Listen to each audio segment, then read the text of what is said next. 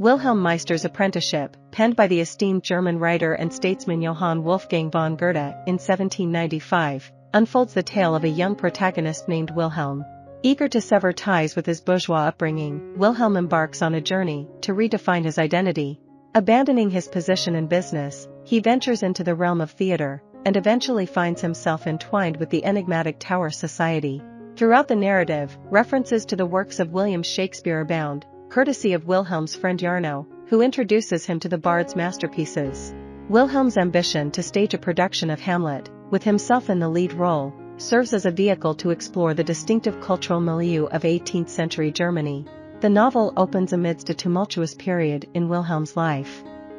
Despite his privileged background, he grapples with existential angst, wary of succumbing to societal expectations that dictate his entry into the world of commerce. Opting instead for a career in the arts, Wilhelm's initial endeavors lead him to the enchanting Marianne, an actress with whom he falls deeply in love. However, their budding romance is complicated by Marianne's affections for a wealthier suitor. In an attempt to find clarity, Wilhelm, accompanied by his confidant Werner, embarks on a business excursion under the guidance of his father. Yet, the journey fails to quell his artistic yearnings. It is during this time that Wilhelm experiences a crisis of confidence, symbolized by his impulsive act of burning his poetry manuscripts. As fate would have it, Wilhelm's path intersects with a humble theater troupe during their travels. Moved by compassion, he intervenes to protect a young actor named Mignon from abuse, ultimately assuming responsibility for her welfare. Together, they traverse the countryside, captivating audiences with their performances while forging profound bonds along the way. During a leisurely picnic outing with actors Fräulein and Laertes, Wilhelm and Mignon find themselves ambushed by bandits. In the ensuing chaos, Wilhelm, in an act of self-defense, wounds one of the assailants, but sustains a severe injury himself.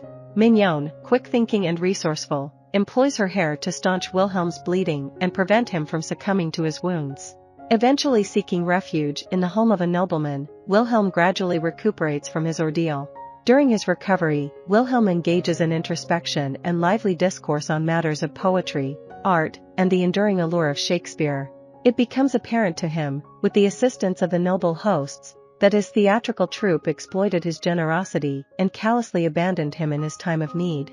Stirred by this revelation, Wilhelm resolves to re-enter the realm of commerce, guided by the counsel of the sagacious nobleman, Lothario. Tragedy strikes anew when Mignon, stricken by a sudden heart ailment, passes away. Concurrently, Wilhelm receives news of the demise of his former paramour, Marianne, who, in her final moments, confessed her enduring love for him.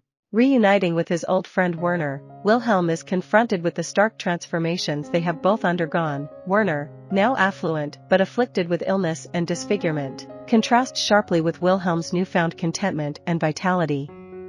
Embracing his role as a father to Marianne's son, Felix, Wilhelm gains clarity and purpose. Renouncing his pursuit of acting, he endeavors to lead a more meaningful existence. His path intersects with Natalie, a woman who holds the promise of companionship and stability.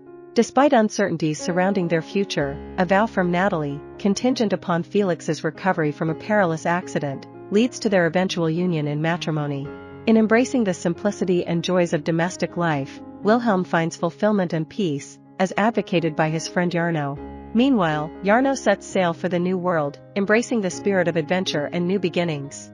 In its pragmatic narrative, Wilhelm Meister's Apprenticeship delivers a message of living authentically and embracing life's fleeting moments, departing from the romantic idealism prevalent in European literature of its time.